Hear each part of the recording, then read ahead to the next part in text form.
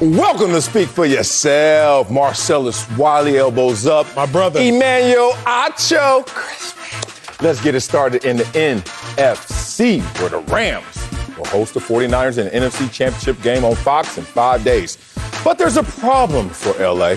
Sean McVay is 0 for 6. Yeah, I said that right. 0 for 6 against the 49ers since the start of the 2019 season.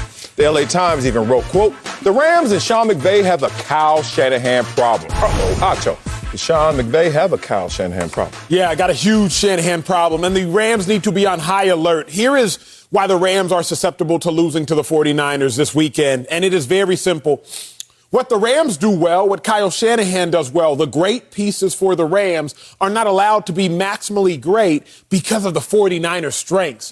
So the Rams have a lockdown cornerback in Jalen Ramsey. Yes. But you need somebody to lock down. The Rams have an elite pass rusher in Von Miller, but you better hope they pass the ball. The Rams have an elite interior lineman who can get pressure on a quarterback in Aaron Donald, but you need something to pressure. The fact is, the 49ers do not allow the Rams greats to be great just by nature of how they call their game. I'm going to get into something even in more detail tomorrow, but for today, I'll give it to you like this. Tease them, baby. Through 9 weeks of ball, Deebo Samuel had 7 carries. Through 9 weeks of ball, the first 9 weeks of the season, Deebo Samuel, the great Deebo Samuel we've seen dominate the running back position, he only had 7 carries, but get this.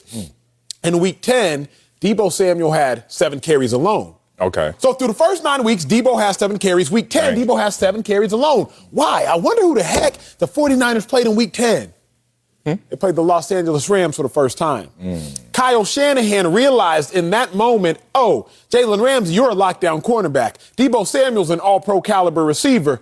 But you, a cornerback, can't guard a receiver if he's in the backfield. All of a sudden, you go from having 7 carries in 9 weeks, 7 carries in 1 week. The only reason that Deebo Samuel stopped at 7 carries was because the game was already out of hand, 31-7, if I am not mistaken, at that point in time. So you have a Shanahan problem, Rams, because you have a Deebo Samuel problem. You have a Kyle Shanahan problem because Kyle Shanahan is beating you, Sean McVay, at this game of chess. He is using and manipulating all of the pieces he has to make sure that your incredible pieces, the queens that you have on this chessboard, cannot in a maximal way get his pieces in check. That is why Sean McVay and the Rams got a Shanahan problem. I'm with you. I'm going to echo this from the top of the mountains as well. In Los Angeles, out here, Santa Ana winds are coming right now. And they're not coming from Santa Ana. They're coming from San Francisco. Boy, they're going to try and blow these Rams down. Big Shanahan problem. But here's the thing. It's about to get fixed. Let's talk about that 0-6 record. There's not much to discuss if you want to stay on the surface. 0-6 just says it all. Sean McVay, guru, genius, been to a Super Bowl, and you're 0 for against someone in the league? He's also 0 for 2 against the Green Bay Packers and Matt LaFleur. But traffic cop steered away from that situation. Now he has to deal with 0-6 instead of the 0-2 Green Bay situation. Whoa. What's going to happen now? Let me tell you, there are 2 scoreboards always in every football game. Forget the 0-6. Let's dive deeper than that. Psychologically, and then obviously the points. You saw the first game against the 49ers this year. Got smoked, right? Second game, what were the Rams doing? Even though they lost that game, were they up 17 donut? Yes, they were. Were they in that game all of a sudden realizing that we don't have to fight at the end as hard for the divisional championship in our seeding because it's already locked in? I think that factored into that end result. So you add up the psychological scoreboard and you start to realize, oh, things are changing in terms of the complexion of these games. You look at the Rams now against the 49ers, it's not just 0 for 6. It's where is this heading? What direction are the Rams going versus what are the 49ers? You can see that the Rams outperform the 49ers in some major statistical categories that matter. Penalties, second fewest with the Rams. You look at the 49ers, third most. Hitting yards, momentum killers, et cetera, all going to come into play. You look at the Rams all of a sudden, what are they? They are a team that is really playing well right now in terms of scoring points and obviously stopping the opponents from scoring points.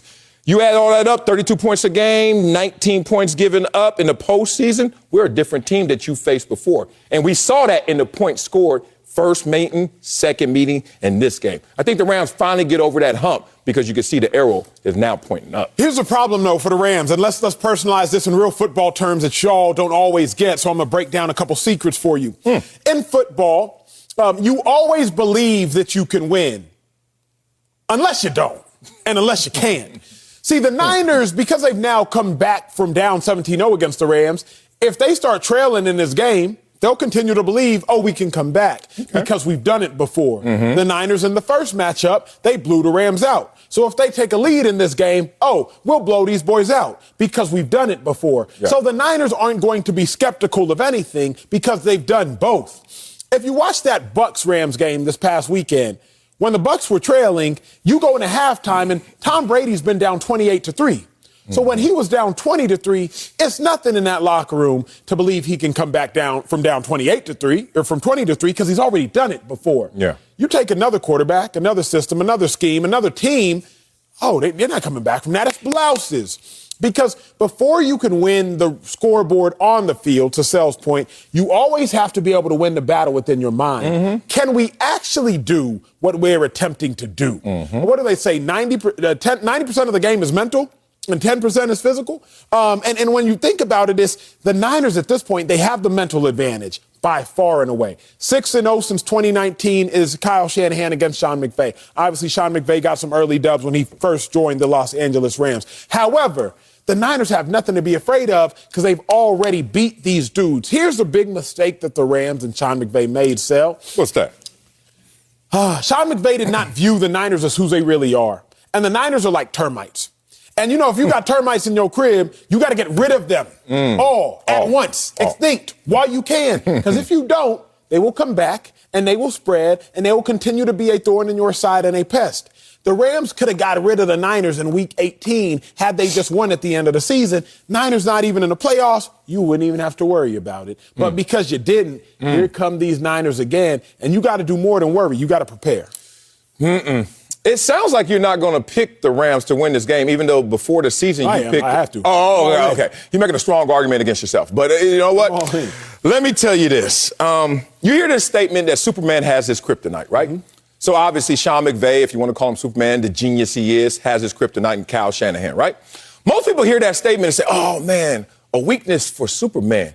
But people got to understand, I look at it like, whoa, what a strength Superman must be. Because only one thing out there can bring you back down to reality. Only one thing can make you human. Only one thing can show you your mortality. And so far in Sean McVay's career, his kryptonite, what has shown him mortality, are the San Francisco 49ers.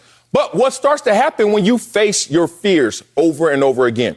You're not as scared. What happens when you have to face the demon over and over again? You start to figure out how to exercise that same demon. So let's look at this situation. People think I'm talking out Last year, the Tampa Bay Buccaneers played the Saints. Not once. Got spanked. Not twice. Got spanked. And saw them again in the postseason and how that turned out. All I'm saying is we're setting ourselves up for the same type of reality, the same type of result. They are now learning how to beat that team. They are learning how to deal with that kryptonite. They're learning how to exercise that demon. Let me tell you what. In the 6 matchups that they've lost, they've averaged 18 points a game. What are they averaging right now in this postseason alone? 32. You think they're going to come down to earth just because they're facing the 49ers? The Packers did, and they came below them. No. First of all, Aaron Rodgers did, and the Packers. We're going to get to that, but that's what they've been trending to do. That's not what the Rams are trending to do.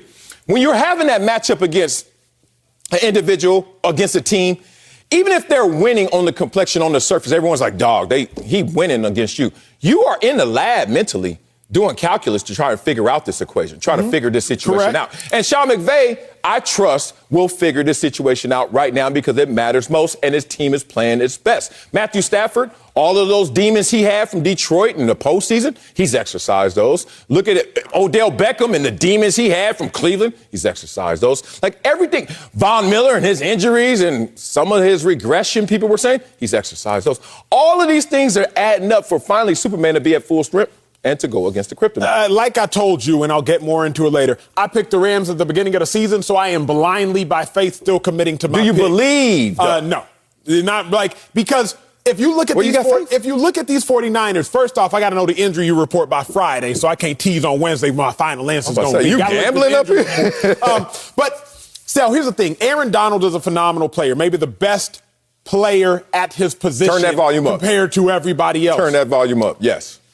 But if you look at the one place you can try to attack Aaron Donald, go directly at him because he's light for a D tackle. You know this. Mm-hmm. Aaron Donald's playing at like 284. You played at 275, 280 as a DN. Yeah. So Aaron Donald is phenomenal. Everybody got a weakness. Even Superman got a weakness. Yeah, not even just a kryptonite, but just a sheer weakness. Aaron Donald, the one thing that he is not as dominant at, running directly at him. Von Miller, the one thing that he is not as dominant at, stopping the run. Jalen Ramsey's a lockdown corner, but that means you have to pass. So all of the Rams' greatest strengths, Sal, we might not even see them be strong because Kyle Shanahan is like, oh, this is what y'all do best? Don't worry, we're not even going to let you play with your right hand. You got to play this whole game left-handed. That is my biggest concern. It's not that the Rams aren't trending upward. It's not that the Rams might have figured out how to beat them, but clearly they haven't, not in these last 3 years. It's that what Kyle Shanahan does is out-coaching Sean McVay, and he's done it for 6 consecutive games. I don't know, man. If you just look at it, like, this is the beautiful part about us going to practice, having to do all the film study, have to have the meetings, and people always look at football players, a physical sport, obviously, and think that we're practicing more than we're actually studying.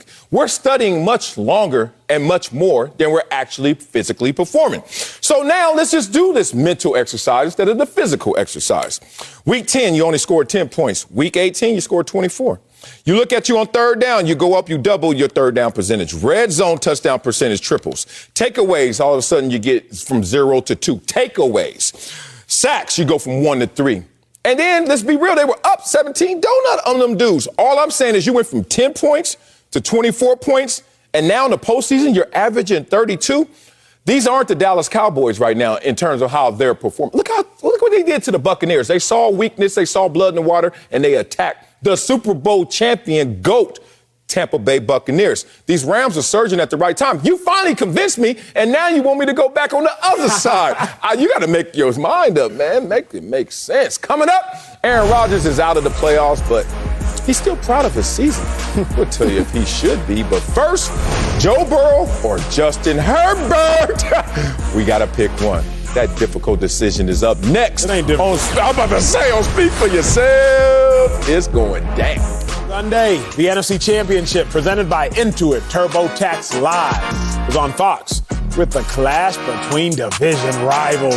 Jimmy Garoppolo and the Niners take on Matthew Stafford and the Rams for a trip to Super Bowl 56. It all kicks off 6 Eastern, 3 Pacific, only on Fox and the Fox Sports app. All right, we got to head to the class of 2020, the NFL Draft. Remember, Joe Burrow was the number 1 overall pick. He's headed to the AFC Championship game. Meanwhile, Justin Herbert picked 6th overall, finished the regular season in top 3 in touchdown passes and passing yards, but he, like Marcellus, is sitting at home right now. So, my bad, Marcel. My bad. I'm not at home right now. I'm with you, and I'm about to win this debate. Let's talk. So, yes, we need y'all's input. First, yes. I unfortunately have to get his. Who would you rather have, yes. Joe Burrow or Justin Herbert? Let me just set the table, and let me just know what game I'm playing. Gloves on or gloves off? Off. Off? Off. Okay, so... time to go to war. Okay, so we're not going to be objective up here? We're not going to do our job? Always be objective. Okay. Always be fair. Okay. Always be honest. Always be statistically accurate. Okay, I like all that. And always apologize when you're wrong. Can you apologize to Justin Herbert, who you said wasn't going to be that good when he came out the draft? Can we start there? Let's start with a lot of people. A lot of people ain't working with me. I got that wrong.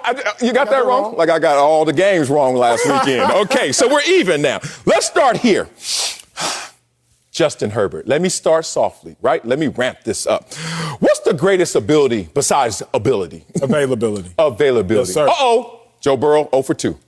You don't have greater ability than Justin Herbert. Like, do we have to have that argument? The combine of a quarterback, mentally and physically, you don't have greater ability than Justin Herbert. You don't even have the same level of ability as Justin Herbert. Now, I understand that comparison is the thief of joy. I'm talking about two great young quarterbacks, but it's going to sound like one of them is not so great because I'm going to win this debate. It's a battle. Okay. This is a battle. Not on anybody. I don't care who you. Okay, so we already have established ability, Justin Herbert. Ding, ding, ding, ding. What about availability? Uh-oh. Justin Herbert, you get another ding, ding, ding, ding, because I'm looking at Joe Burrow, as Heller wants to call him Bruce Willis because he likes to die hard, already broke down, already beat down, already missed 6 games, already on his last knee. He only got one knee. And I hate to do this to him, but Joe Burrow likes to go up the hill both ways. You know, the 9 sacks against the Titans, limping back to the line. Doesn't blink. It's still a beast, but he got a little Roethlisberger in him. He gonna do it the hard way, right? The path, the most resistance. That's Joe Burrow. Okay, so now we got ability, Justin Herbert, availability, and then let me just borrow one from you. I guess be statistically correct. Accurate. Yes, sir, please. Oh, my God. Who's setting NFL records in terms of accomplishment, in terms of those same stats? Most passing touchdowns. First 2 years by a rookie quarterback as well. Most passing yards per game. Most 300-yard passing games. Do you want me to keep going? This is going to get real boring. Whatever you want. Because it's Justin Herbert. I'm not talking about him. Here, baby. I am waiting patiently to ramp up. But right now, in terms of ability, availability, and the stats, it is a clean sweep. It's Justin Herbert. Herbie, baby. You said Joe Burrow only has one knee? Yeah, you're a married man, and you should know all it takes is one knee to give somebody a ring. You can digest that. Divorce rate is high, though. Now, with that being said, what? Justin Herbert makes it look better, but Joe Burrow makes it better. Oh, don't you. Difference. That's where it starts, and that is where it stops. Let's go. Joe Burrow may not look the part. He might not be the 6'5" dude again. He might not have a wiry arm, but Joe Burrow just makes it better. The Bengals had 2 wins before Joe Burrow arrived. Joe Burrow steps on the scene. They are 2 wins away from a Super Bowl. Y'all quantify that in your head. Before Justin Herbert arrived, 2 years prior, the Chargers had 12 wins. The year prior, they had 7 wins. Justin Herbert, by the unfortunate fate of a needle in the wrong place, ends up getting a starting job. Joe Burrow stepped on the scene and said, I am the starter. I am. Joe Burrow saved his coach's job. Justin Herbert, I'm not going to say cost him his coach's job, but Anthony Lynn got fired when Justin Herbert showed up, and Joe Burrow retained Zach Taylor by his play. You can deduce the thing. Because the difference between Anthony Lynn and Brandon Staley clearly wasn't that big a difference. Now, if Joe Burrow has not only made his situation better than Justin Herbert has made his, and Joe Burrow took a situation that was worse than Justin Herbert's, and we are supposed to judge a man by the distance traveled, then Joe Burrow traveled a further distance of greatness than Justin Herbert. Now, Justin Herbert is incredibly well statistically. He does incredibly well statistically individually. Incredibly well, you think? Rookie record touchdown passes. Yeah. Gosh, I wish he was playing tennis. That would matter. Boy, if he was playing golf, that would be phenomenal. Really? Even in tennis, sometimes you play doubles. Really? Here is the problem. What? What Joe Burrow does is make everybody better around him. Thus far, I'm still waiting to see that from you and yours in Justin Herbert. Justin Herbert as an individual talent of a quarterback, no doubt about it. Mind you, he's second in the NFL in interceptions for touchdowns, defensive interceptions for touchdowns. But Justin Herbert as an individual talent, beast.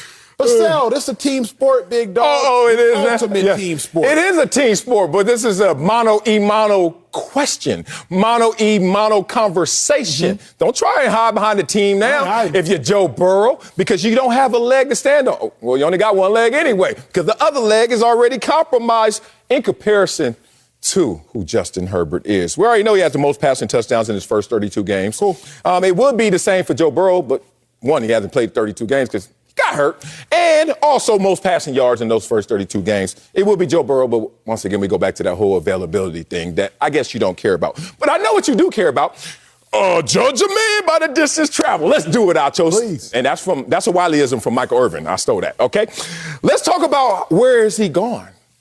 AFC Championship game, amazing. And everybody who makes it to the AFC Championship game, according to Acho, is amazing, right, Blake Bortles? Oh, anybody. No, don't do that, too. No, I mean, everybody who makes it there is amazing, right? Ryan Tannehill? Oh, just a couple years? No, don't do that. Our boy Mark Sanchez, rookie year, second year, back-to-back got there. Joe Burrow on his pace is a slow Sanchez. He ain't even get there his first year. Y'all need to stop with this. And then comparing him to Justin Herbert, you in the club looking at Joe Burrow. You in the club spending all your money on champagne for Joe Burrow to make sure he feels all comfortable. But, bruh, you know why I ain't even tripping? You're like, Wiley, you all right? You having fun? I'm like, yeah, I'm good. I saw something in line coming in soon. Justin Herbert, who hasn't been in the playoffs yet, who is different than Joe Burrow. Let me tell you why. Joe Burrow will walk up to a fight and say, come on. I want it the hard way. Put these knuckles on you. You know what Justin Herbert would do? Ninja star you from 500 feet away. You won't even see it coming because this dude is just different. There's only one dragon in the NFL right now in terms of young quarterbacks. Patrick Mahomes. You hear that, Chiefs fans? I said it. I finally said it. Patrick Mahomes is the best quarterback. I already said that. He's the greatest quarterback. I already said that. But who's coming? There are two dragon slayers. Two dragon slayers. And it's not Joe Burrow. It's Josh Allen, who had his chance last year and didn't slay that dragon. And it's Justin Herbert, who had his chance last couple weeks of the season and lost to that dragon as well. And you know how they both lost to the dragon? A coin flip in overtime. But that's the point. Other than those two guys, I don't see Joe Burrow on that tier. Respect to what he's doing. Respect for him running up both sides of the hill, going up. But no, he's not on the same tier as Allen and Herbert. The problem with Herbert, Sel, is he slays other dragons. He happens to slay himself because he cost himself and he cost his team by some of the erroneous decisions, some of the interceptions for touchdowns, and in a must-win game in the last week of the season on national television where you are playing the Raiders and you just got to find a way to get it done versus Derek Carr. He balled. You could not, with your team, get it done. But he balled. Point blank, period. Because you know who that same Raiders team that the Chargers lost to in a must-win game? Lost to the next week? Yeah. The Bengals. Team. In a must-win game. Team. What's that say? Team led by a quarter. Where the rest of the team on the bottom right there? I see Burrow and I see Herbert. I don't see team. Cute. That's cute. That's not cute. That's real. You're trying to hide behind, well, now it's a team sport. But then a second ago it's an individual sport. Here's your problem. It's an individual question. That's all. Here's your problem. Okay, I love you. Tell you the problem. Let's go. Joe Burrow, he's one of 3 number 1 overall picks who's won a playoff game in his first 2 seasons. The other 2, Andrew Luck and Michael Vick. Joe Burrow is the only, however, number 1 overall pick to get to an AFC Championship game in his first 2 seasons. You have to put respect on the greatness of Joe Burrow because he makes everything around him better. I do. Justin Herbert does not make everything around him better in the same manner that Joe Burrow does. It's really very simple. Don't do that. If I go to a team that is 2-14 and considering firing its coach, and I get my team to an AFC Championship game, and another individual goes to a team that's 5-11 and just hired the most promising head coach, and I don't go to the playoffs, the quarterback who led the team from 2-14 to an AFC Championship game is clearly superior to the quarterback who did not, unless there are complete extenuating circumstances. But if you can take a 2-14 team that hasn't won a playoff game in 31 years to a playoffs, to an AFC Championship game, you better come up with something better than some touchdown passes and some passing yards. Because all you're showing me right now is some touchdown passes and some passing yards, and I'm bringing out an AFC Championship game. Okay, well, I could bring out something greater than the championship game. You could bring out some yards, bring out more than yards. You could bring out, if you want to hide behind team success, by your statement, it sounds like you will make Colin Kaepernick, when he was in the Super Bowl, the greatest quarterback of his draft class, even though he was a second rounder, even though he came to the 49ers and they had their issues, but all of a sudden with Alex Smith resurrected himself. But no, Kaepernick took him to the Super Bowl, which is farther than the championship game level. Was he the greatest of his draft class? I'm not distance travel. Okay, remember, the Niners had won 12 games even without Cap. They was a 12, 11, 10 Well, then if we're going to do that, we ain't going to do distance travel because then Patrick Mahomes had a 10-win team. Yeah, he didn't travel. He didn't travel. Okay, but there we go. Stay with it. No team, nobody else, just these two. These two teams. Let's go. Let's go, these two. One is with Zach Taylor, and they're building something together. One is in his second year, just finished, with his second head coach. And he's just being built around. There's a complete difference. They're looking at Justin Herbert like, we don't know just yet about Brandon Staley because we didn't know about Anthony Lynn, and then we finally had to let him go. And only let Anthony Lynn go for this reason. They thought that they could get more out of Herbert with another coach than they did with Anthony Lynn. It wasn't like Anthony Lynn was a bad coach. It's just like, we don't want to limit what we have here because what we have here is so special. So wait a minute. Let's just distill this conversation. Please. Who has greater ability? Justin Herbert. Who has greater availability? Justin Herbert. Who has greater stats? Justin Herbert. Who's younger? Justin Herbert. Like, I don't know where you're getting this from unless you want to start to now talk about the team. And if you want to talk about the team, then that's a different conversation. Here's your problem, big dog. And again, the problem is this, and I brought this up yesterday. I'll bring it up again. You say who has greater ability. You only talking about abilities that we can measure. No, I'm not. Oh, yeah, but you talking about I said mental. arms? I said both. I said both. both. This mental is clearly Justin Herbert is a genius who keeps everything steady Eddie. Are you kidding me? I don't want steady Eddie. Make me better. Justin Herbert did keep things steady Eddie. Let's because go. They won 7 games last year and they steady Eddie their way to 9 this year. Joe Burrow steady Eddie'd his way on an incline from 6 wins last year. Mind you, he got hurt. That's why they only won 6 games to now double digits and now in an AFC championship game. If you are just going off of a NFL combine look eye test, sure, Justin Herbert. But give me a guy in Joe Burrow who's won before at the collegiate level at a higher clip than Justin Herbert. Give me a guy who's won at an NFL level at a higher clip than Justin Herbert. Eventually, you are going to have to look at Joe Burrow and say, wait, you are just a better winner. And if I care about winning, then I care about you as the better player because football comes down to winning. It don't come down to passing yards. Okay. Don't come down to passing touchdowns. Okay. Don't come down to rushing yards. Don't come down to passer rating. It comes down to who wins. Joe Burrow, LSU wins. Oh, don't Joe you Burrow, do that. Cincinnati. Don't bring that college stuff up in here. Don't bring that University of Texas talk up in here. This is the pros. All I'm saying we grown men. He outwon him then, and he's outwinning him now. Look, all I want to say is, you know what? I hate arguing with you. I hate it. It feels like we're not the same in terms of our friendship. And I know we are. So let me just hop on your side. Let me just take a ride in the spaceship with you to this crazy planet you want to go to, where Joe Burrow is better than Justin Herbert. I'm with you. But you know what's crazy? I noticed using that same argument. Oh, he went to a 2-win team. And then look at the distance traveled. I know somebody who traveled a greater distance from a 2-win team. Oh, wait. Tell me how great he is. Tell me how great he is, and don't you lie to me. Did he go to an AFC championship? No, he went farther than that. He went to the Super Bowl and was winning in the 4th quarter. I'm waiting. Jimmy Garoppolo. Look at Alcho's face. Everybody zoom in. Jimmy Garoppolo went to a 2-win team the year prior, and then he won 5 straight. Then all of a sudden the injury, and then you look up 2 years later, he's in the Super Bowl. Yes, sir. Tell me, if this is about the team success and the distance traveled, is Jimmy Garoppolo a great quarterback? Or is Jimmy Garoppolo even in the conversation with a Justin Herbert and a Joe Burrow? We know Jimmy Garoppolo's a great quarterback. I said it yesterday. No, you didn't. You said he should be appreciated. That was an appreciation. I said that we gave him roses and hallmarks. If Jimmy, I hate you so much. We didn't say he was if great. Jimmy G is 35-15 when he plays, and all other quarterbacks is 8-28, then Jimmy G is doing something great. I'll tell you this much. No, I didn't say. Is he doing something great? I said, is he great? Of the quarterbacks that have not won the Super Bowls, a.k.a. you're looking at the Dak Prescotts, Josh Allen. Kirk Cousins. Josh Allen. Josh Allen's been in the league for 4 years. Of the quarterbacks that have been in the league for a minute, the Kirk Cousins, the Dak Prescotts, the Matt Ryans, all them other cats, give me Jimmy Garoppolo because somehow, some way, he makes it happen and he wins. Really? That's what I know, big dog. Jimmy Garoppolo or Justin Herbert? Jimmy Garoppolo or Joe Burrow? Jimmy Garoppolo or Josh Allen?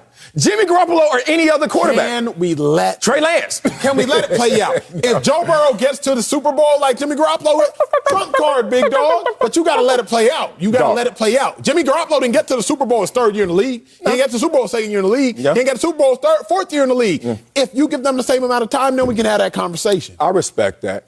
But I know that you built the argument for Joe Burrow that comes crashing down when you put Jimmy Garoppolo face on that same argument.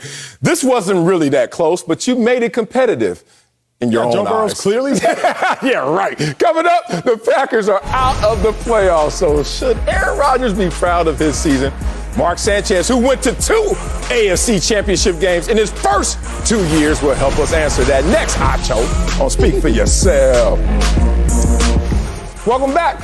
Joined by our resident quarterback, Fox NFL analyst, Mark Sanchez. Let's head to Green Bay, where the Packers are out of the playoffs, but Aaron Rodgers still played at an MVP level in the regular season. Rodgers has some obstacles to deal with this season and said yesterday, quote, "I've never played better in the face of such an adverse year, and I'm very proud of that." Mark is back with us, but Acho, should Aaron Rodgers be proud of this season? I'm not sure what there's to be proud of. We lost confidence in him on the football field, and we lost respect for him off the football field. That's why I'm not sure what there is to be proud of. Let's be real. I mean, Aaron Rodgers won the MVP last year. So for Aaron Rodgers to be proud of winning the MVP again, I mean, that's dope. But Aaron Rodgers, you're so great. You know you're capable of winning an MVP. You've already done it 3 times. So if I'm Rodgers, I would probably want to do something that I haven't done as frequently if I really want to take pride in something. I'd want to take pride in some postseason success. I got 11 playoff wins. I currently have 10 playoff losses. So I'd probably want to take pride in something I've yet to achieve. I ain't won a Super Bowl in a decade. I'd want to find a way to take pride in that. But at the point in which we've lost confidence in you as a player on the field and we've lost respect for you as a man off the field, I just don't see what there is to take pride in. Did he ball during the regular season? Sure did. A lot of people balled in the regular season. Justin Herbert. Did he ball in the regular season? Absolutely. But a lot of people balled in the regular season. So Aaron Rodgers' ceiling is so high, gentlemen, that I just don't know how and what he's going to take pride in outside of the MVP, which he's now won, if he wins it, which he now would have won back-to-back. Hold. 20 seconds. A little 20. Yeah, a little 20. Coach is on the court. Wait a second here. Might go to commercial break. Dude, back-to-back MVPs in this league at that position, you're not going to be proud of that. He had one bad game in an opener and then missed a game that caused a lot of that, COVID drama and all that, and basically was a microcosm of our society playing out in the football world. So, okay, either you knock him for it or you don't. Regardless, if we're talking just football, he's pissed about the ending. But he's not disappointed in his stats in his year. First in passer rating, third in completion percentage, 6th in yards per attempt. I mean, he's fewest turnovers, 4 turnovers. That's amazing. The whole That is year? amazing. That is amazing. That is ridiculous. So, yes, he's proud of how he played, disappointed in the end, pissed, I would say. And some of the adversity was brought on by some of the decisions he made, which is his own right. And, okay, that's it. But I say the word is confident. He's confident in his future. Whether it's in Green Bay or wherever the heck he decides to play, he's got plenty of options, and I would be proud of those numbers this year. Yeah, I think he should be proud. Matter of fact, I will stand up here and say that I'm proud of his performance this year. First of all, I don't know about you guys and your pro football references, but I look at mine and I scan those 10 years and never was I ever entered into an MVP conversation. No, dude. But I also can look at those 10 years and have some pride in some of those performances. Let's continue our Justin Herbert, Joe Burrow shots fired. If Joe Burrow just happens to lose to the greatest young quarterback in NFL history this weekend, and Patrick Mahomes, should he be proud of this season or no? According to Acho, he shouldn't be proud. I think he will be proud as he had a great performance this year. But people have lost confidence in Aaron Rodgers. People have lost respect in Aaron Rodgers. And those same people have lost touch with reality. Let's talk about this. If you win 13 games, 3 consecutive years, raise your hand if you've ever done that up here. Can't say that. Can't say that. You ever won an MVP or can win your 4th MVP, be second in NFL history to only Peyton Manning? Please raise the bag. Okay, I'm not proud of any of those things. Those are horrible accomplishments. Man, stop. This is the problem. And this is the problem with the business of football. The business is telling players how to personally feel about their performances. Say it again. The business is telling players how to personally feel about their performances. How many times at the end of the season did you say, man, exit meeting, coach to sit down with you, said, Acho, proud of what you did this year. Sanchez, proud of what you did this year. Any Super Bowl rings up here? So if it's only a Super Bowl or bust conversation, let's have that. And then I'm going to say that's 31 other teams. That's 31 other teams. So you can still feel proud about a losing performance because it happens every single day, but not this one. Here's the problem, and I think this is a mistake y'all are making. The mistake y'all are making is y'all are acting as though I for sure don't. I wouldn't say you do, don't think you do. We're on the same talent playing field as Aaron Rodgers. If it was me, I'm going to be proud if I'm an NFL MVP. But if you are Aaron Rodgers, he has been given a lot more talent. He has a lot more talent. I'm expecting him to do a lot more with that talent. Sanchez, I've been with you, your old agency, Athletes First, correct?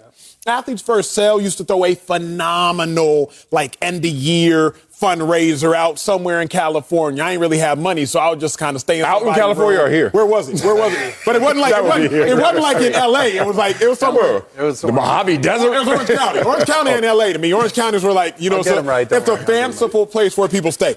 And they would always do this charitable fundraiser, and you would have dudes there that are billionaires that might donate $1 million. Yeah. But then if you have a person there with a net worth of $2 million that donates $1 million, they dumb. Oh, I'm sorry.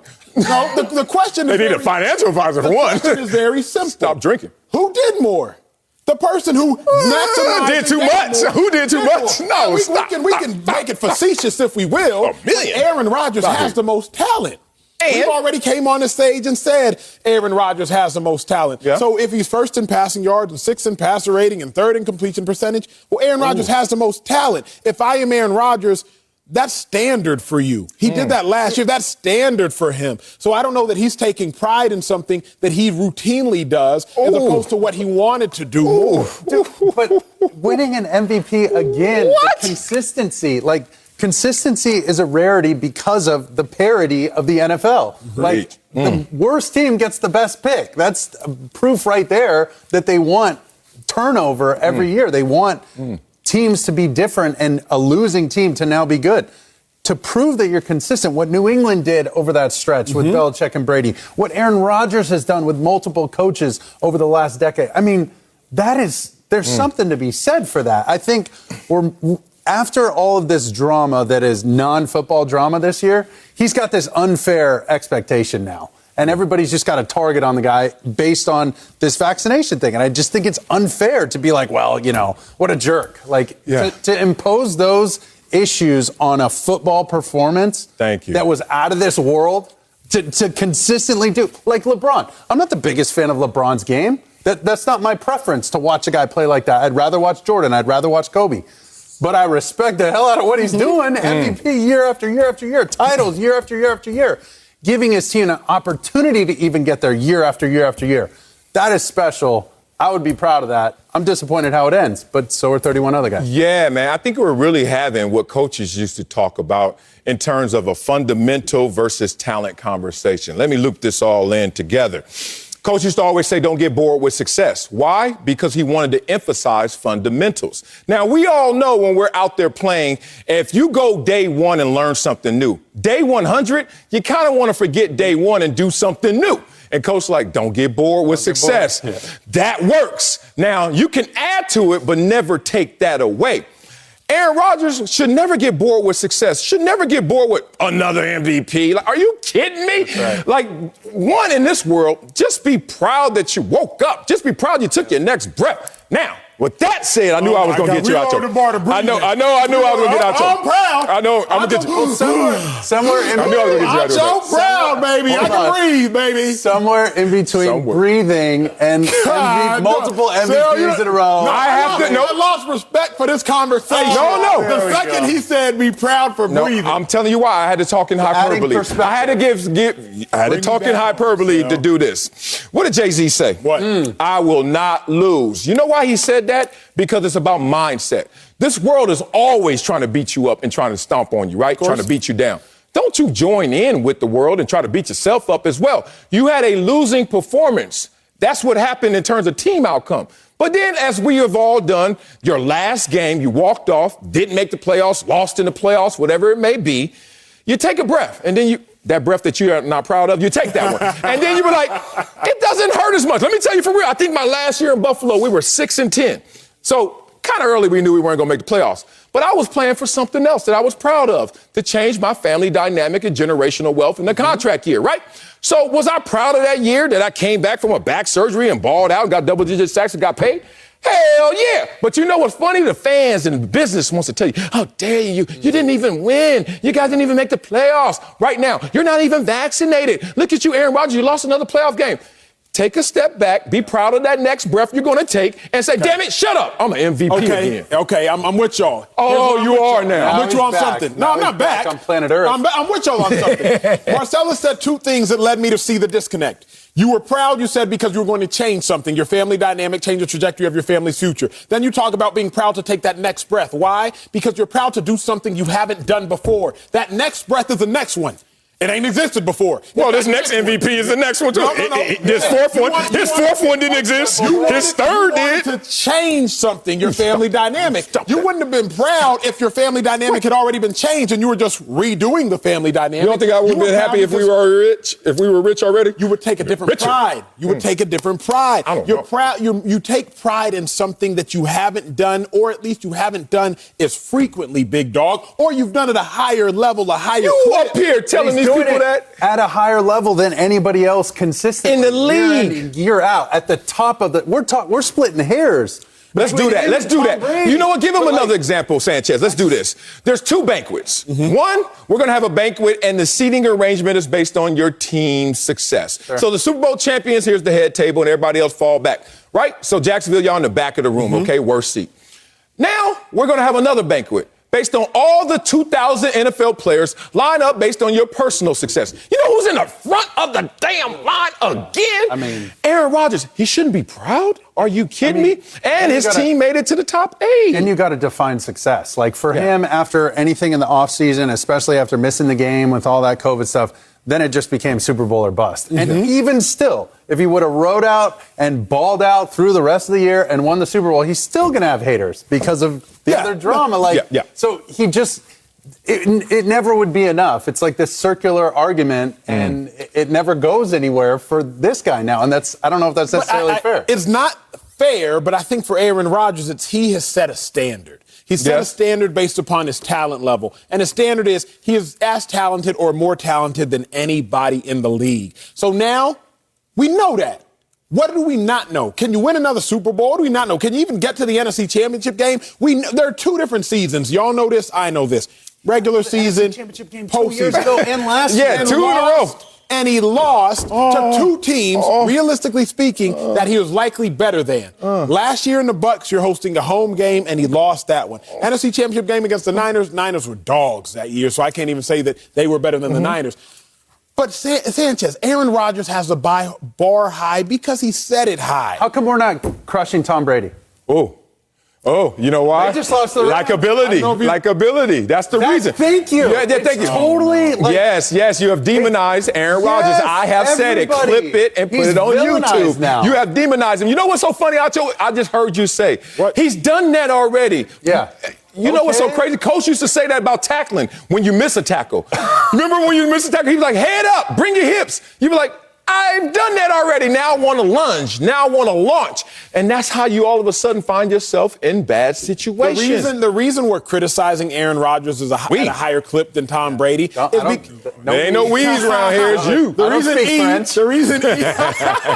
reason E is criticizing Aaron Rodgers at a higher clip than Tom Brady is because Aaron Rodgers drew all of this attention to himself. I came up here and I was very highly critical of Dak Prescott. I came up here and I'm highly critical when it's time to be critical of certain players. But if you cause all this attention and draw all this attention to yourself, then what do you expect?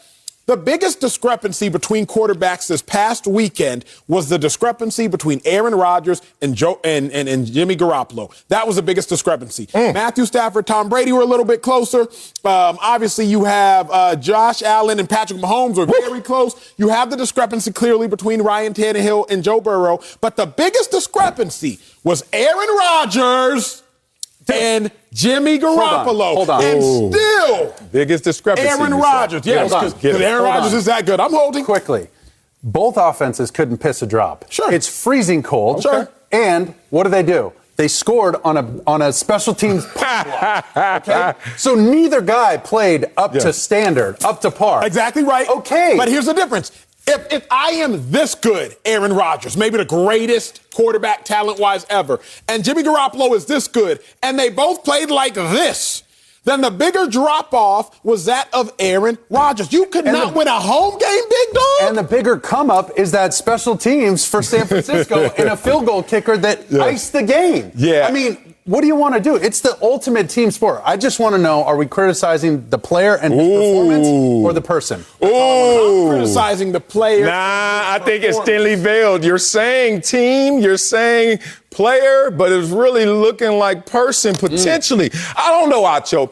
It just seems like that argument that you're making, strong argument for you and your world. It's strong. The feet are off the ground a little bit. Were you proud when you made the team? I know I was proud when I made the team, even though I made the team every year. You are lying. Nobody tell you? You're lying. No. I know you're lying because you said it before. Levels Go ahead. of success. No. Levels of success and levels of expectation. Yes. Bingo. But levels of... But it moves. 3 levels. You missed And a I'm still level. proud. Y'all all missed a level. Level of talent.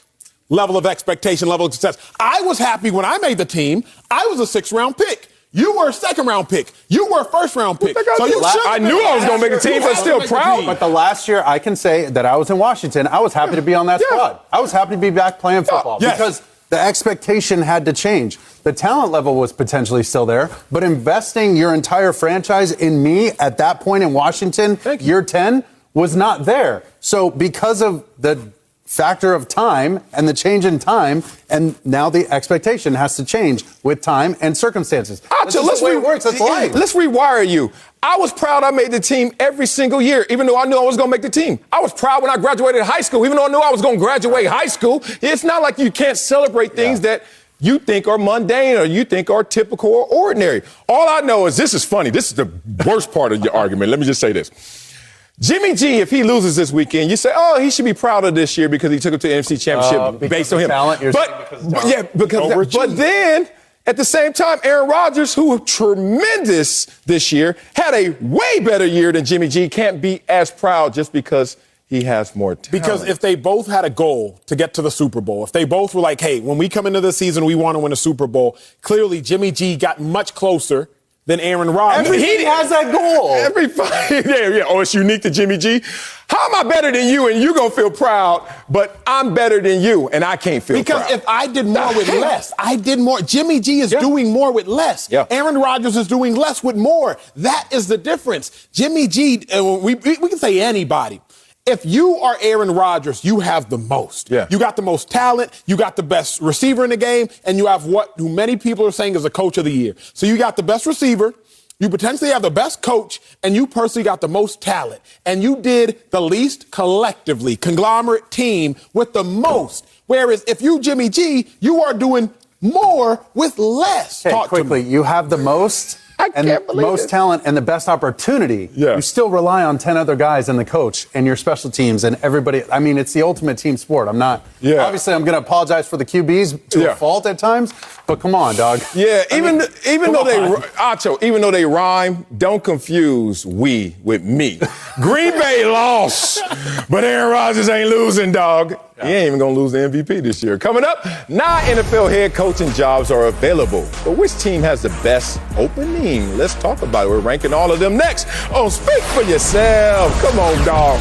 For real. Welcome back to Speak For Yourself. Ooh, was that a Herbert or Burrow throw? All right. With Sean Payton's recent departure from New Orleans, we now have 9 head coaching jobs available in the NFL. So we're going to rank our most enticing openings. And our guy, Mark Sanchez, quarterback over here, is here to help set us straight. Acho, give us your list first. Man, I love this one. So many vacancies, so many decisions. But the worst place you can go if you're a head coach is the Houston Texans.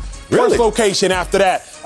Beyond that is the Jacksonville Jaguars. After you go to the Jags, that's the 8th worst location.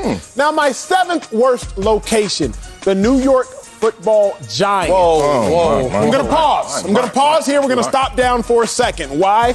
All of these locations are a place without a quarterback or a quarterback-coach combination I do not necessarily like. Okay. Texans don't have a quarterback. Jags, quarterback, coach, we don't know who it's going to be, clearly. So Trevor Lawrence didn't show me a lot his rookie season. Combination, don't necessarily like. Daniel Jones, quarterback, coach, we don't know, obviously. So there's a combination I don't necessarily like. Let's keep it rolling. 6, the Dolphins. 5, the Denver Broncos. 4, the New Orleans Saints. Now, these are locations where Give me a solid quarterback, and I think we have a solid team. Okay. Denver Broncos receiving core, steady Eddie. Denver Broncos running game, steady Eddie. Denver Broncos defense, solid enough. Saints, you still got Cam Jordan, you still got Marshawn Lattimore, you still got DeMario Davis, you still got Malcolm Jenkins. Give me a quarterback, Alvin Kamara, maybe Michael Thomas is back. I feel good about where I'm at there. You never know. He got to play sometime. He got to do something eventually. He's a baller. Let's keep it rolling with the top three. For our sake. 3, Chicago Chip. Bears. 2, How did you Las Vegas Raiders. Raiders. 1, Minnesota Vikings. Minnesota One. Vikings, you have your quarterback, plus you got your defense. The Raiders, you got your quarterback, you have your incredible offense. Defense, I need them to get a little bit better. And the Bears, more than anything, you have ownership that doesn't like to fire people. So this is my list, 1 through 9. Sanchez, how you feel? Okay, well, you got to go with the quarterback situation in some of them. I'll just start from the top. I think the roster, the division, especially if Aaron Rodgers is gone, that's going to shake up these other places and give you another quarterback to have to play.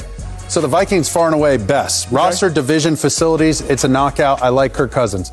Raiders, my only issue is division. You got to play 2 of the best. Herbert and Mahomes twice. One of the best. You're right, though. You're right.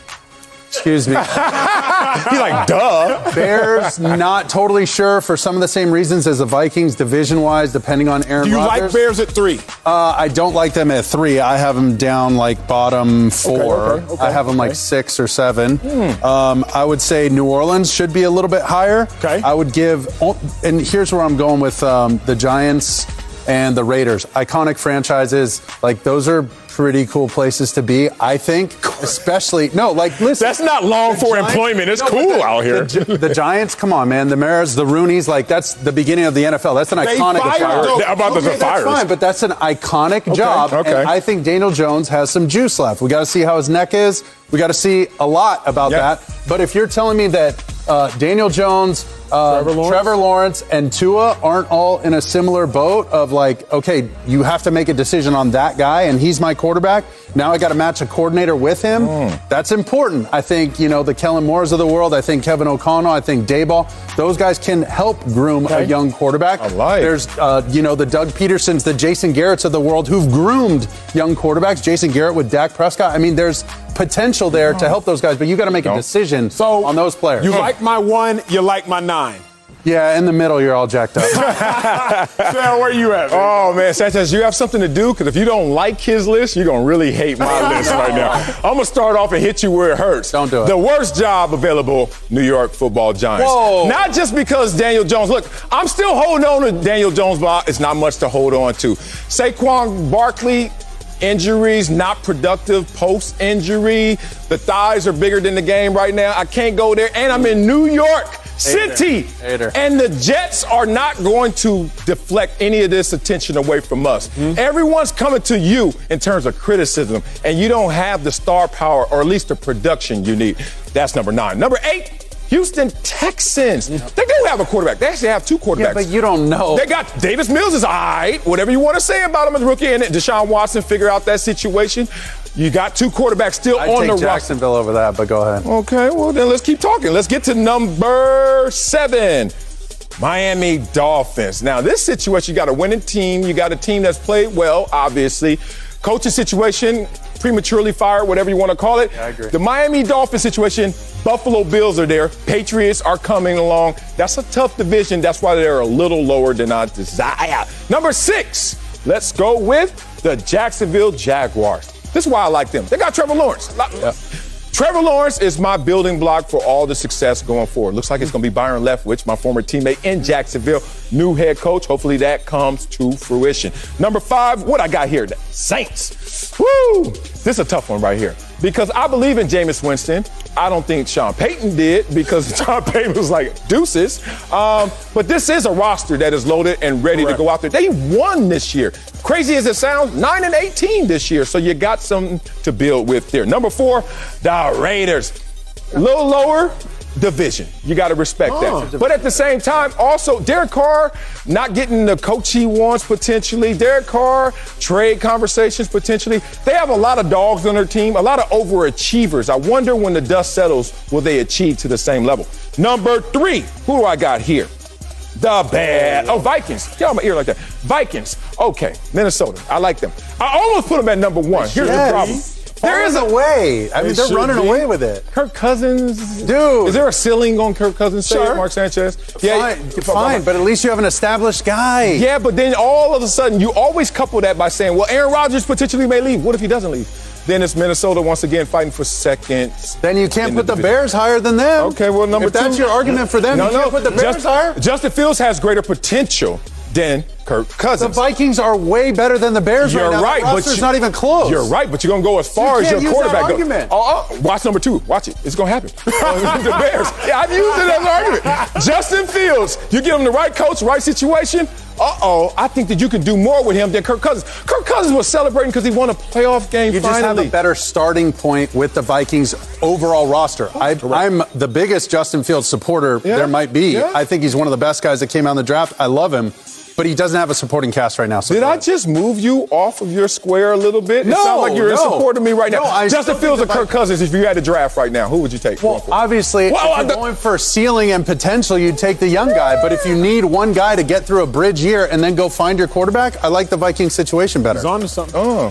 So cross the bridge and then run off the road. That's what you run off the road after we cross that bridge. Okay, number one, you know who it is. The Denver Broncos. You got players on every level. I agree with you. You agree with me? Except the division. Go ahead and say it, Sanchez. No. I heard it already. You hire a new, they're selling the team. You get a new owner, what happens? Yeah. New coach, short leash, short runway. I don't love that for a new coach. That's my only fear. If I'm a billionaire and I own this $1 billion restaurant and I can't pick my own head chef, that doesn't sit well with me. Great point. I want to pick my own guy. It always happens, too. It always happens. So how do you have the Broncos at 1, but the Raiders at 4, even though the Raiders the Raiders clearly have a better team? No, they have a better record. They have a better team. They'll have more talent than the Denver Broncos. The Broncos have more talent, underachieved, started off 3-0, then they went through the roller coaster ride and losing their last 4 straight. The Raiders had a better record. They don't have a better roster. I need to fix that quarterback situation. And since you want to poke holes at something,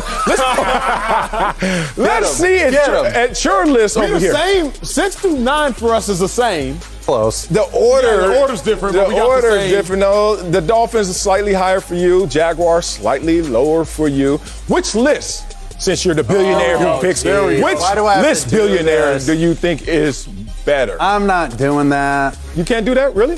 I can't. I would certainly do it to you if you did it. I still think if you would have put the Vikings a little higher on, you're going farther. But he didn't. No, basically we're having a conversation. The Giants at the bottom bothers me.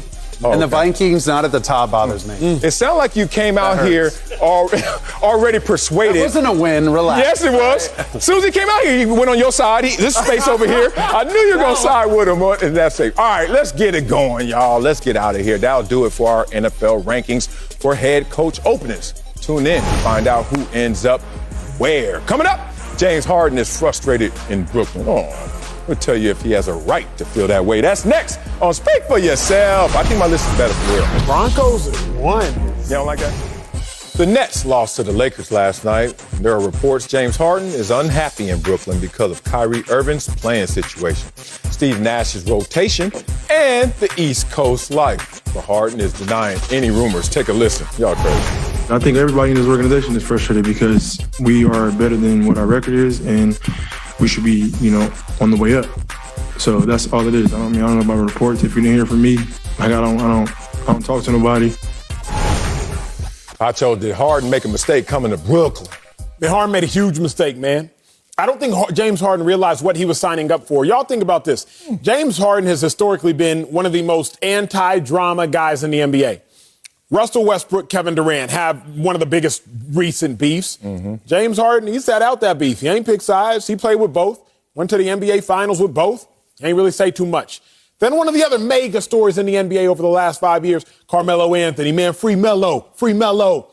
But after Melo was in Houston with Harden, got put on the bench and then a free agent, James Harden didn't say nothing. He just kind of sat there, did his own thing, no beef. The biggest knock we have on James Harden is just he turns up after they lose. We've pictured him at strip clubs after a loss, pictured him at a club after a loss, and everybody's like, he must not care that much about the game. But think about this. James Harden got out of character to to leave Houston and join Brooklyn just to realize he was with a bunch of characters. And I think that's why he is so frustrated. James Harden has done everything on the court in Houston right. Rarely ever missed games, won an MVP, but all of a sudden he has to act out. He ain't driving to the bucket, so he ain't getting to the free throw line. He's not showing up to practice on time. He missing games, not playing in games. He had to get out of character to leave Houston and go to Brooklyn.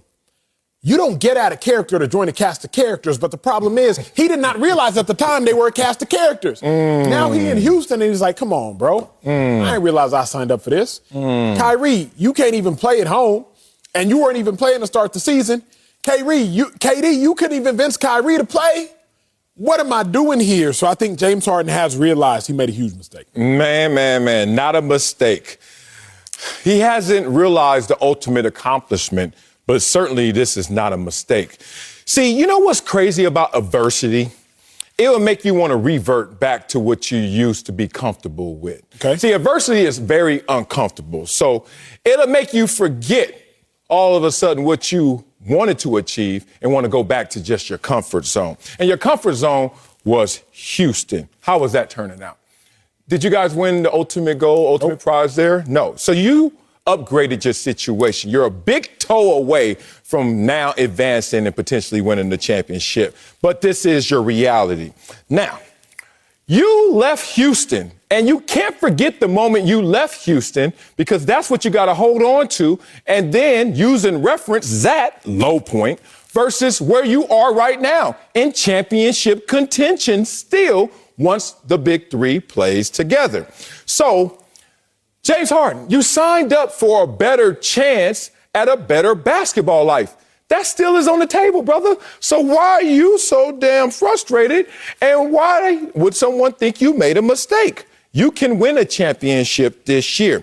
But now he's out here forecasting. In game 47, all of a sudden he's that frustrated. I just want to win. Even if you would have beat the Lakers, that doesn't mean you're going to win a championship, what you're talking about. So let's talk about what he's talking about.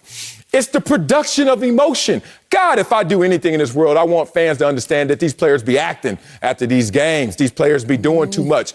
It hurts to lose, everybody. But there's a difference between the pain of losing, but I left it all on the court, left it all on the field, and this production of emotion. What does that mean?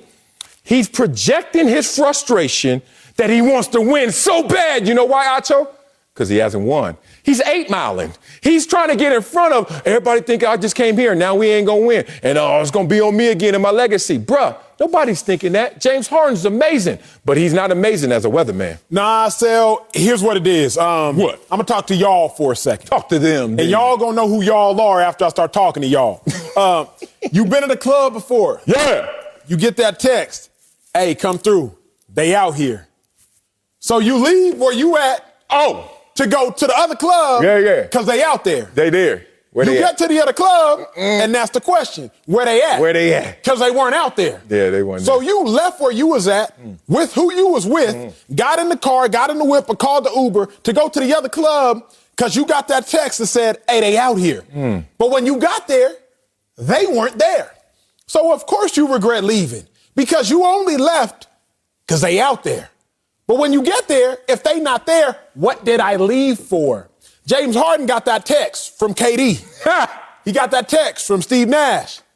Hey, they out here. Harden like, but I'm in Houston, though.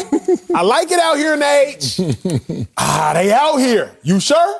I bet. James Harden kicks and screams, gets out of Houston, goes to Brooklyn. He shows up in Houston, and he like, where they at? Because I've only played 16 games with Kyrie and KD collectively. Where they at? Because Kyrie can't even play home games in Brooklyn. Where they at? Because we didn't end up in the NBA Finals. We've all been in this situation that James Harden is in on a much lower level playing field. But we've all made the mistake of leaving somewhere we were at because we got that text just to realize we were lied to. James Harden got that text. He left where he was at just to realize he was lied to. Tremendous, but he wasn't lied to. Man, I remember those moments, boy, and I was the king of like, nah, dog, I'm good. You know why? Because Nas told me this, and he didn't just tell it to me personally. He made a song called All I Need Is One Mic. So you keep talking about where they at. All you need to be asking yourself is, where is she? See, you go somewhere where in volume. I don't need all that quantity. I need the quality. And all I need is one mic. So I have never, all my boys, ask them right now. You ain't even got to bring this segment up. Just like, yo, if you hear Wally and he at a party, is he leaving? Hell no. Because all I need is one mic. And I know it's a microphone somewhere in here. Damn it. Now, that doesn't even apply to this situation. You know what Houston's record is right now? The worst in the Western Conference. You know what Houston is right now? 14 wins on this season. Ain't nobody in there. So you had to leave. He didn't get a text. He texted them. Where y'all at?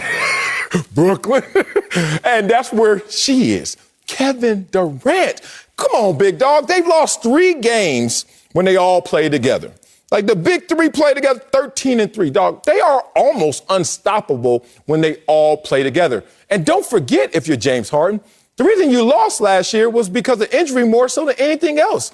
When you got hurt first game of the series, then all of a sudden Kyrie gets hurt. Then you got to play this little mix match for the entire series, and you lose to the eventual champions. Now in game 47 of the next year, you have grown this frustrated? I swear, dog, he's just trying to get in front of the criticism that's going to come his way if they don't win. But it's the same thing James Harden is feeling that the Green Bay Packers organization is feeling. All of the drama is only worth it if we win. James Harden is looking like, Kyrie, you really missed a game because somebody called you the N-word, bruh? Like you really big? He got over that. Sure, he got over that just to come to this year. Kyrie, I done got vaccinated. Katie got vaccinated. We all probably would rather not put something in our body. Yeah, but you can't force that on your teammate or your boy at all. But you can feel some type of way that they don't. True. You can by no means force it. True. In sports, you all got to make sacrifices, right? And some are, honestly, you're all making health sacrifices. That's the difference we don't talk about between sports and life. Everybody making sacrifices. During the NBA bubble season, everybody's in a bubble. Relational sacrifices, emotional sacrifices, spiritual sacrifices. You got to make sacrifices. Alex Caruso could not go to his sister's wedding. So while Kyrie doesn't necessarily want to make that vaccination sacrifice, whatever the case may be, Harden is like, but I'm doing it. KD doing it. I can't force you to do it, but I can surely feel some type of way if you don't, because I didn't leave here just to play with Kevin Durant. I've played with just one great before. I played with Chris Paul before. I've played with Russell Westbrook before. I didn't leave here to just play with one great. I wanted to play with 2. I didn't sign up for this. Y'all convinced me to come to a situation that I did not sign up for, and now I'm here and now I'm stuck, and I did all that just to be stuck here in the midst of this.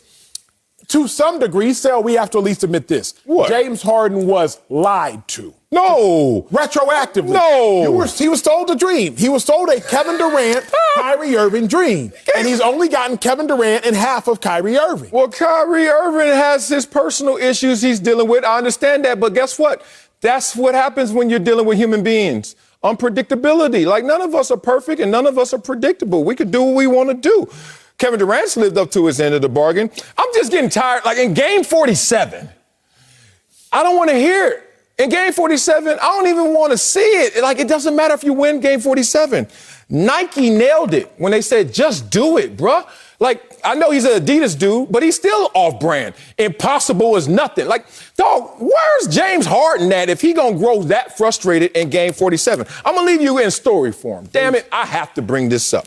Because I think he left Houston for greener pastures. And I think this is a way better situation than Houston. Reminds me of my family story. You ready for this? Campfire time? Okay. My grandmother had 6 kids. 2 husbands, 6 kids. And she took care of some war veterans. And she lived in Watts. She owned her own home in Watts, right? And then the Watts riots happened. And I'm hearing all this in story form, campfire, while I'm sitting around eating a chicken pot pie, fish sticks, and some popcorn with some Lawry's on it, right? So I'm like, hey, Grandma, okay. And she said, so when the Watts riots happened, all of a sudden it got more violent. I was like, more violent? Really? Because I grew up thinking Watts was just the most violent. And she's like, no, it got worse. I said, wow. And she said, so I moved to greener pastures. I moved our family a few miles to Compton, California. I was like, yeah, Grandma, you go ahead, moving on up. So she moves the family to Compton, California. Meanwhile, my mother has 2 kids, myself and my sister, by the age of 19. And my mother says, nuh-uh, Compton has gotten more violent, too violent for me to raise my kids here, especially my son. So She moves to greener pastures, to South Central LA. Now, I grew up like, this is kind of violent. Like, y'all ain't moving far. That is not James Harden. He went from a 14-win team to all the way to Bel Air, Beverly Hills, beyond, because this team is ready to win the chip. I don't understand why he doesn't see that. I don't understand why you don't see it, but maybe I do, because y'all ain't go through what I went through, the struggle. Coming up, Aaron Rodgers says people were rooting against him last week. Talking about the struggle. We have a lot to say about this next on Speak for Yourself. See, I ain't go to St. Mark's, homie. The Packers played at home last week against the Niners, but everyone on TV, well, was not on the Packers side. According to Aaron Rodgers, he said, quote, there were a ton of people tuning in, rooting against us for one reason and one reason only. It's because of my vaccination status and them wanting to see us lose so they could pile on, close quote. So, me and you about to fight on this one. You think? What's your reaction to Aaron Rodgers saying people were rooting against him? I think that that's what he thinks, and there's some truth to it. So he's not lying, but this is not the whole truth and nothing but the truth. So I'm kind of meh on this one. Aaron Rodgers, there is a population, and I don't think you took a tally. I don't think you took a toll in terms of what number of people were out there actually rooting against you because of your vaccination status. But on the field, you only hear two things, cheers and boos. So I understand when he hears boos in his own mind, he's thinking it's because of the vaccination status. You want to know why? Because we're all the star of the movie that we're playing in our head. So it's selective perception at its finest. As I always tell you, you go through your Twitter timeline. Acho's amazing. Emmy Acho, I love you, Acho. You suck. All of a sudden, man, people think I suck. Why they think I suck? And that's what sticks out. Aaron Rodgers, what sticks out to him is all of the drama that has come to him in terms of backlash and criticism because of his beliefs, because of his status. So, yeah, he's going to all of a sudden put a title on something that may not be appropriate. It may just be people who don't like the Green Bay Packers. It may just be people who don't like you, Aaron Rodgers, because you're so great.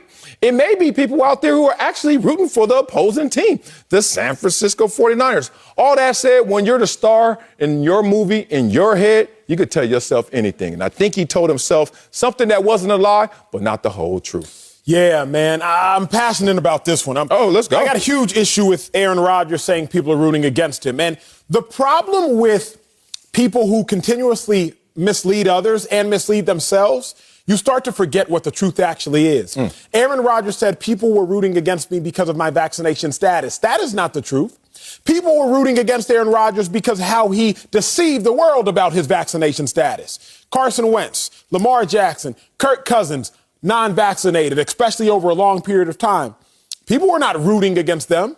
They either said or did not say what they were, but they did not deceive the world about what they were. But if you continue to lie, you start to forget what the truth actually is. As I was thinking about it, I've been wrestling with this concept. Let's go. I'm not convinced that Aaron Rodgers has as many friends as he does servants. Damn. Here's why. Woo. A friend will do not just what you want them to do, but they'll do what you need from them. Telling you a hard truth. A servant's only going to do what you want them to do. You see, a real friend is going to be a check and going to be a balance. A real friend is going to tell you, hey, big dog, you probably shouldn't say I've been immunized. You should probably actually come out and say the truth. But a servant ain't going to check you because a servant only does what you tell him to do. But a friend will do not only what you ask them to do, but sometimes they're going to do what you don't ask them, but what you need from them. I'm not convinced that Aaron Rodgers has as many friends as he does servants. Another thing. Aaron Rodgers is often the smartest person in the room. He needs to get in smarter rooms. If you're the smartest person in the room, it's probably because you ain't in that smart of rooms. Why do I say this? We don't see enough checks, big dog. He's made too many decisions that other people, more educated people, would probably be like, that's not a wise decision. I've been in line to make some decisions that I thought were wise. Send out some tweets I thought were wise. Drop some content I thought was wise. Do some episodes I thought were wise en route to maybe winning awards. But I have some smarter people checking me. I got some smarter people being like, hey, Acho, yeah, you probably shouldn't do that one. That will swing and miss. Hey, Acho, maybe do a little bit of more research before you release that one. Hey, Acho, that might be a little bit insensitive to that group of people. get in rooms with smarter people. Thankfully, I got to sit across a desk from somebody who's equally as smart, if not definitely smarter in several categories. Which one? Checks and balances. So I think with Aaron Rodgers, he has continued to lie to himself. Or at least mislead himself. I'll take the sting off of it. He's continued to mislead himself, and thus he's even forgotten to a degree what the truth is. Oh, man. They were closed for business. My defense attorney, my business is open for business now, and I got to defend Aaron Rodgers right here. Okay. You say he has servants more so than friends. Yes, sir. Let's start there. Please. In disagreement, we can now start to look around you. In disagreement, we can all of a sudden start to point to factors that lead you to your position, to the place you are. But don't forget you, and don't forget me, and don't forget who Aaron Rodgers are at our core. People who serve themselves first. If you want to talk about someone who is selfless and selfish, they have one thing in common: self, right? So we're serving ourselves, even if it's in a different direction than you would serve. I think Aaron Rodgers was serving himself. This is who Aaron Rodgers is. Whether it's the vaccination status and the rooting interest against me this year or last year, it was Aaron Rodgers who wanted to deflect and talk about something else. It was the poor communication and third down and fourth down and me not going for it and the coach. Like Aaron Rodgers, I will say this. He's so great that when he gets reminded that he's still a human being, it's hard to take. So he has to point at another issue somehow, some way to deal with that. I don't think it's as great as what his family's going through. Oh, my God, I got servants and not friends. I think it's just a guy, and I've been here before, too. It's been going so right. When it goes wrong, it can't be me. It can't be me. Even though this one, he did own up to it post-game. He was like, I got to play better football than that. That said, this is a guy who needs to, as a Wileyism says, count those with you, not against you. Count those with you, not against you. This will give you great clarity and greater mental health in this world if you count those with you, not against you. That's all I think. This is as simple as that. He got into a situation, he faced some adversity, he faced disappointment, and he's not used to that because he's so amazing at the game of football. But don't you? Just that simple. Okay, so to a degree, in my mind, we're saying the same thing. You said that it's hard to take a reminder that he's a human being. But the only on that reason, field. Yes, but the only reason it should be hard to take that is if you don't have constant reminders of like, hey, you're not that great. He doesn't have constant reminders. But and that's my problem. But that's not all. You're taking off the field reminders on the field. I'm talking on the field. Between the white lines, who's reminding Aaron Rodgers he's normal? Oh, on the field, he isn't normal. But that's what happens. But what Aaron Rodgers is talking about is an off-the-field incident, because Aaron Rodgers said people are rooting against me because of my vaccination status. As he performs. I'm only talking about off-the-field Aaron Rodgers. Okay, let's talk. I think off-the-field Aaron Rodgers has it misconstrued because they're not, at least understand. I say this, you can't fix a problem you don't know exists. Yeah. So Aaron Rodgers, the only way you can fix this problem, people rooting against you, is if you understand what the problem actually is. People are not in large parts rooting against you because of your vaccination status. They are rooting against you because of how you deceive them about your vaccination status. So as long as you're trying to victimize yourself and saying, well, it's just because I'm not vaccinated, that's why they're rooting against me, you'll never understand the real root of the issue. I just hope that somebody tells Aaron Rodgers, hey, big dog, this is actually the issue at hand. Not your vaccination status, but your approach to it. I hear you. No fixing people rooting against you unless you don't live, unless you don't compete. Staying in the NFC, Fox Bet Super 6 wants the nation to stack the cash again for the 49ers Rams NFC Championship game on Fox. Last week, the jackpot reached over $325,000, and they want to make it even higher this week. Scan the QR code and enter the NFC Championship contest for your free chance to win. And invite your friends or servants to play too, because the more people who enter, the bigger the jackpot gets. Coming up, the wait is over. It's time to see who is on the toughest list to make in sports. That Dudes is next on Speak for Yourself. Football is won up front. Wow, that's old school football right there. Sack after sack after sack. Look out. Say good night. Like night night. Boo that, boo that, boo that. A little dance move the front. Throw them off. He's Superman. Bullet guard. Yeah. Gotta show some love in them trenches where them big uglies reside. Look at this boy out there. Oh, everybody's seen this play, but everybody doesn't know why this play occurred. Oh. Drop one. What do you mean almost drop one? You out of bounds. He out of bounds. No, incomplete. Welcome to the return. Well, welcome back to Speak For Yourself, but that's not what this is about right now. It's the return of that dudes. It's the playoff edition. Marcellus Wiley. Ooh, this hip feeling good. Highlight the best of the divisional round from the dudes in the trenches. We got to start in Tennessee, where a Titans defensive end bum rushed his way to Joe Burrow. You ain't stopped the bum rush either. Danico Autry. Ooh, this Titan triathlon right up there. Our number 3, that dude, as you can see him get the sack on Joe Burrow. Look kind of easy, too. Justin Herbert probably would escape that. I don't know, Acho. But let's see what my man Danico Autry does on this play right here. First thing first, oh my God, do you see what that is? That's the 405 freeway. Look at that lane. Look at all those lanes. What are you doing, offensive tackle? Why do you give me such acreage? And then never replace the same foot with the same foot. You have a left leg and a right leg. Put them both down. He went left twice. You know why? Because he got turned. Now all of a sudden he's just on his bike on the 405. That's dangerous, but it's only dangerous for you, Joe Burrow. This is the best part about this move, because he still could have got blocked. After all of that great stuff he did, you got to make sure you clear him. Look at that. Just get the slim. Just get the swim. And more importantly, dead shoulder him right there. You see that situation, Joe Burrow? Get on your back. Danico Autry, Titan triathlon, got him right there. You are number 3, dude. Well, we got to head to Tampa. Former Super Bowl MVP brought the GOAT down for a fumble. Why am I looking over my shoulder like that? All right, Von Miller. Woo, you know you still got it right here. Von Miller, look at that speed out the 2-point stand. Come around, GOAT. Contemplating retirement after these plays right here. I can see why Von Miller smoothly is going to just shed the tackle on this sack. 2-point. That means you're fast and you're sexy. You know it. First thing he does, look at this leverage. I want y'all to see that hip, ankle, and knee flexion right here. And then look at the footwork. Those feet are together, and he has that inside arm, but he's using it for leverage. Donovan Smith, you got to bend at the hip. Instead, you're just leaning, and you're going to get used for that. Now, this is so amazing. This is the moment of truth. Every pass rusher knows it. If you don't flip those hips, it's a pancake. And then Von Miller in that moment flips his hips, and all of a sudden, look at the space that he gets right now.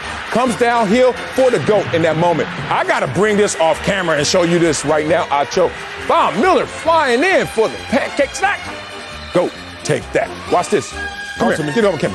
Okay, in this play right here, Von Miller did you're number 2. All right, here we go. In this play right here, I'm going to pass rush you, right? Yep. This is what happens every single time. There's a moment of truth. Am I going to flip my hips and get to the quarterback? Yep. Or is Acho going to win this moment as I flip my hips? And then Ain't Your Mama's on my back. So that's the moment of truth that Von Miller won. Okay, finally, let's take a look at who gets the top spot. 49er superstar brought the heat to the MVP fave. Oh, we got to talk about Nick Bosa, a.k.a. Nick Wiley, because he is my brother from another. Look at this pass rush right here. God. Another one. So fast and so powerful, as you can see Nick Bosa get to Aaron Rodgers on the quarterback sack. Let me tell you how he did it, though. Such a tremendous setup. We always talk about his physical abilities. Let's talk about how he set it up right now. You can see outside leverage, outside arm, ready to stab you, Nick Bosa, and you're on the inside. Look at that step right there. He is cross-body, and now he's going down the offensive lineman halfway. But you can't just get out there. You got to do something when you're there. Look at that chop right there. You see that chop? Look at that chop. Now, all of a sudden, look at that tree. Chop that tree down right now if you're Nick Bosa. All of a sudden, you got these 2 offensive linemen, legs together, 3-legged sack race. They don't know what just hit them. I tell you what just hit them. That chop right there. And all of a sudden, the hip flip right there. You can see Joey Bosa. Look at the power, not getting drove up the field. Nick Bosa comes down, and the helmet is actually what causes the fumble, because he's so low and his head's in the game. See the ball up in the air. Packers fans, all of their hopes gone with that. Nick Bosa. This dude is tremendous. Watch this. I love this right here, because you're going to see him commit to it. As he's trying to get Aaron Rodgers, the helmet gets him. Nick Bosa, kiss the world, because you guys have advanced. Right. He's our number 1. Well, people don't realize my favorite part, you usually chop with the inside arm. Yes. He chopped with the outside arm. Yes, and that's what was deceptive. So you're trying to protect your leverage one way. He hops your face, crosses your face, and then he hits you with that. You're like, dog, how did that just happen? Nick Bosa. Nick Bosa adds his name to the exclusive list of that dudes of the week.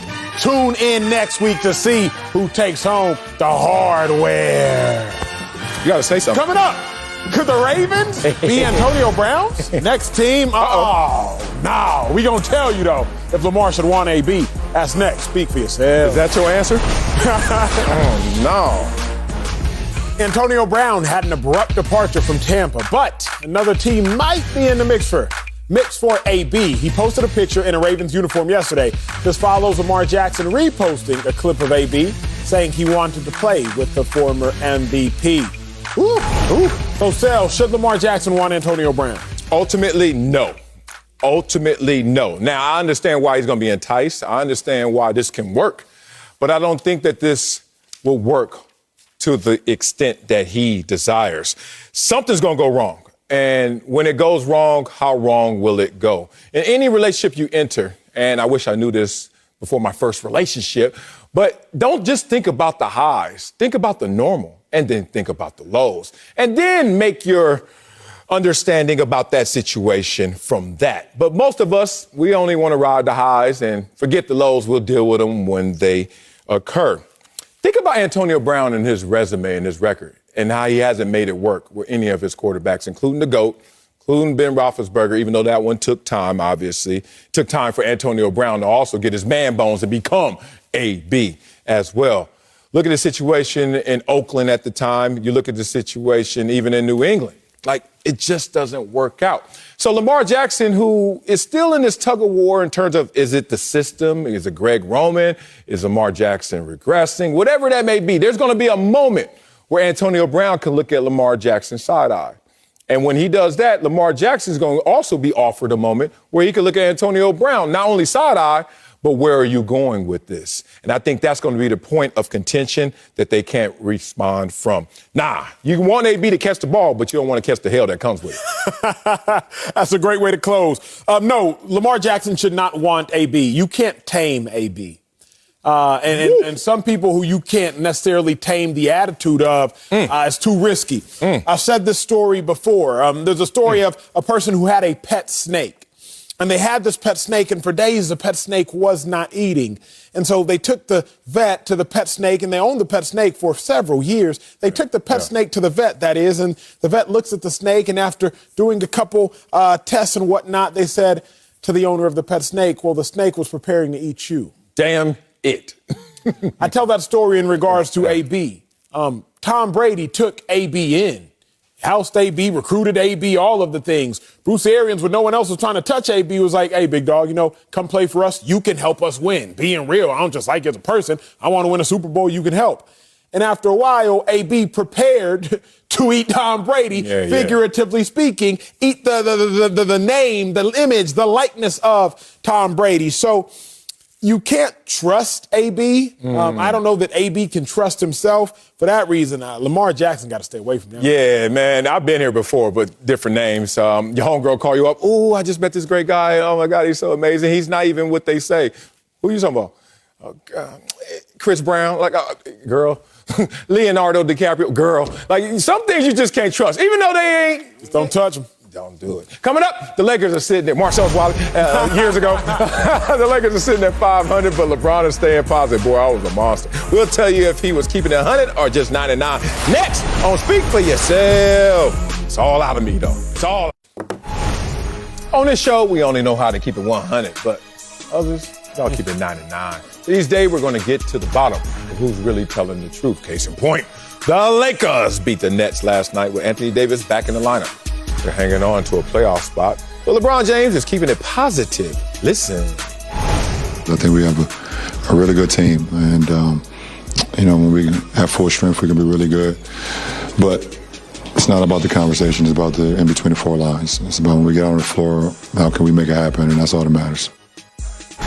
Damn, they don't look happy. Acho, is LeBron keeping it 100 or 99? What they do with their money? Smile, damn it. Big dog, I think he's keeping it 99 on this one. In all honesty, I think LeBron's been confused the entirety of this season. Really? He's been trying to figure out how can he mask his emotions based upon what's going on, the highs and the lows. I don't think LeBron's been keeping it 100 with us this whole time. Yeah, I think he's keeping it 99 as well. When two of your boys are also your teammates and you're a little disappointed in both of them for different reasons. It's hard to keep it 100 right there. I don't even know what LeBron said, to tell you the truth. That's the third time I listened to it. I don't want to. AD, baby hair parted and did the braids tight. He mad. He in New York. He mad. He got married early. Like, what the hell? LeBron, like, man, I try to warn you, bro. Why you bring Russ? Why you hurt? Why are y'all complaining? Why we ain't gonna be in the playoffs, man? It's a problem around there. That's it for us. See you tomorrow. Golly.